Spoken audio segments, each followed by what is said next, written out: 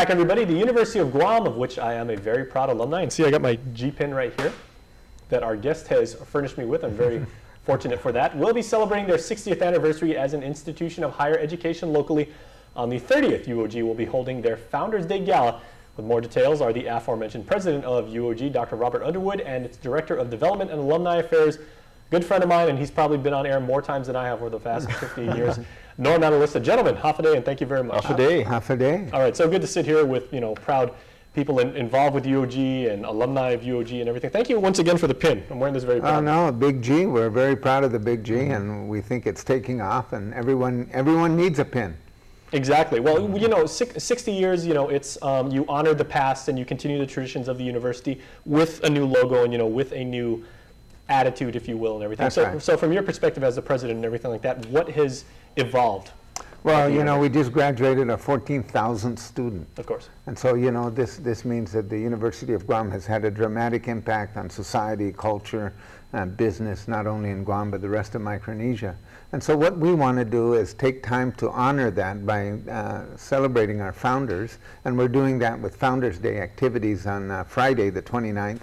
But we also want to celebrate it through a gala where we look forward, where we think, how can we celebrate the university in a kind of a very elegant way and in a way that looks forward. There'll be some retrospectives, there'll be some entertainment, there'll be some fast-paced things. And we know all that to be true because Norm Analista is the guy who's running it. And so, if it were up to me, I don't know what we'd do. But, we're very fortunate then. All right, now, Norm, now many people in the community, of course, know you because you've been running all over the place for the past couple of years trying to corral as many of the alumni as you can and say, everybody get on board, like it's a very momentous occasion, let's all do. How difficult is doing that with the student body as opposed to trying to get big dignitaries and big people that are going to be around for the Founders Day activities? Well, I think we're getting support from all areas. We do have student support. In fact, our Student Government Association is going to have a very big presence the night of the event, as well as our friends in the business community who have generously stepped up to become our sponsors for the night. So I would say I think this event is being really well received. Now, what should current Tritons know about the ones that came before them? Because it was even impressed upon me when I was a freshman at UOG in 1992, way back, that you're stepping into some very hallowed halls, and one of the hallmarks of being a Triton is not only learning from the past, but also passing down those lessons you learned to future generations and everything. Well, I think it's the commitment to the region, it's commitment to the island. So that continues to be very strong. We're unique in that. We're the only U.S. accredited institution that hands out baccalaureate and graduate degrees on this side of the date line. So we're very conscious of our regional mission and our regional focus.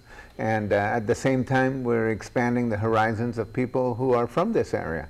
So that kind of tradition, and then recognizing that there were a lot of people who came before you who made this opportunity possible, and that it is kind of incumbent on us and our generation and the current crop of Tritons to pass that forward, to make sure that these opportunities are extended into the future, because so much of our life, so much of our economy, so much of our society, everything we do. One of the most surprising things that I found out in the course of trying to work with Norm and trying to figure out what the status of our alumni is that, that 50% of the working entertainers on Guam went to the University of Guam.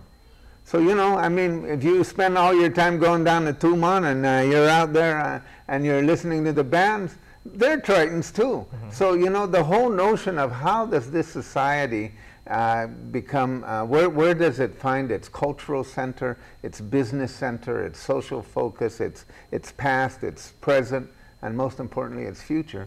And we think the Big G does that for them. I think I know a few of those musicians and everything. I'm going to remind them.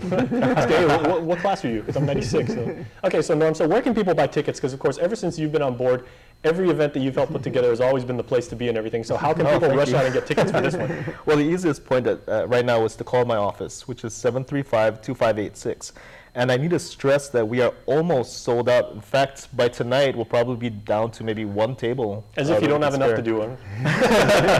Yeah, so, I mean, this is really something where you have to make sure you secure tickets in advance, because if you try to buy them at the door, we may not have any to sell, or we may just not have space. So we're really thankful that we've been getting a lot of the support we have thus far. All right, gentlemen. So thank you so much, and we can't wait to cover the event for you. Right. Thank you once again, Dr. Underwood, for this. Thank you. Thank you. We wear it proudly. Wear it proudly. Exactly. Okay. I'm going to see it on the newscast tonight. All right, absolutely. Okay, so here I am, like holding it up and probably wrecking my tie in the process, but stay tuned. We'll be back after this.